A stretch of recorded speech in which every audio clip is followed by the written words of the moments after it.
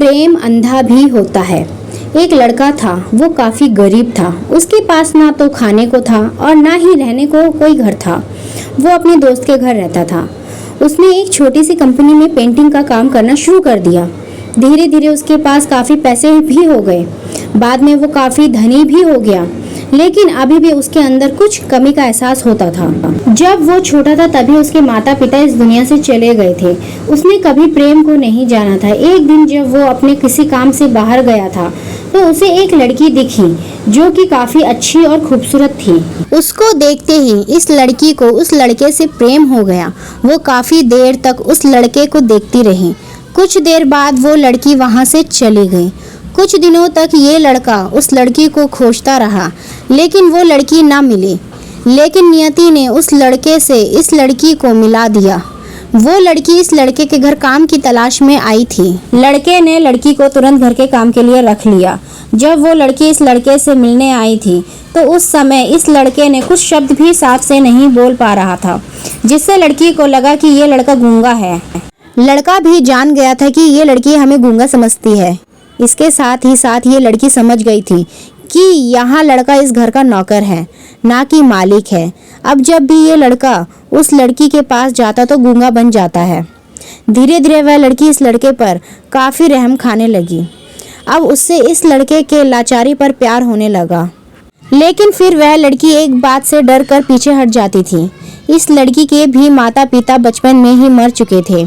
इस लड़की को इसके चाचा ने पाला था और वह चाहता था कि वह जब तक जिंदा रहे ये लड़की उसके खाने और पीने का पैसा दे। लड़की का प्रेम हद से भी बाहर जाने लगा।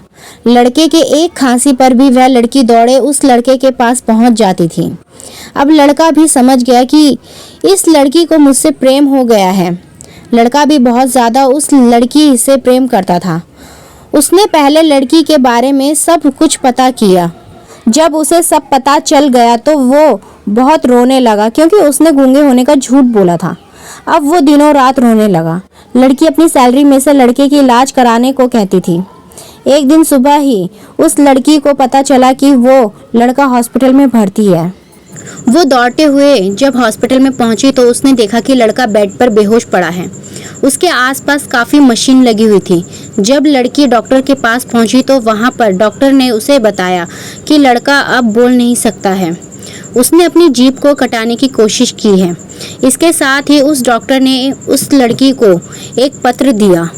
उस पत्र में लिखा था, मैं एक काफ़ी धनी लड़का हूँ। जिस घर में तुम काम करती हो उस घर का मैं मालिक हूँ। लेकिन इसके साथ ही मैंने तुमसे एक बहुत बड़ा झूठ बोला है कि मैं एक गूंगा हूँ। अब इस झूठ का प्रायश्चित करने के लिए मैं ऐसा काम करने जा रहा हूँ। इसके साथ ही तुम मेरे घर से मेरे मैनेजर से पैसों को लेकर अपने चाचा को दे देना और एक नई जिंदगी की शुरुआत करना। अगर हो सके तो मुझे माफ़ कर देना। तुम्हारा दोषी। इस पत्र को पढ़ने के बाद उस लड़की के आंख आंसू से भर आए। वो दौड़ते हुए मंदिर में गई। उसने भगवान के सामने कसम खाया कि जब तक वो लड़का बोलने नहीं लगता है तब तक वह कुछ नहीं खाएगी, भले ही वह मर क्यों न जाए। इधर डॉक्टर भी उस लड़के की इलाज कर रहे थे। ईश्वर ने दोनों के मन की बात कबूल कर ली और अब लड़का बोलने लगा, लेकिन वो अपनी याददाश्त को खो गया। अब उसे कुछ भी याद न था। अब इसके बाद लड़की ने उसके याददाश्त के लिए काफ़ी कुछ किया, लेकिन याददाश्त ना आ सका। अगर प्रेम की नींव को झूठ पर रखा जाए तो वो गिर ही जाता है। अगर आप लोगों को वीडियो अच्छी लगी तो लाइक ज़रूर कीजिए और मेरे चैनल को सब्सक्राइब ज़रूर कीजिए।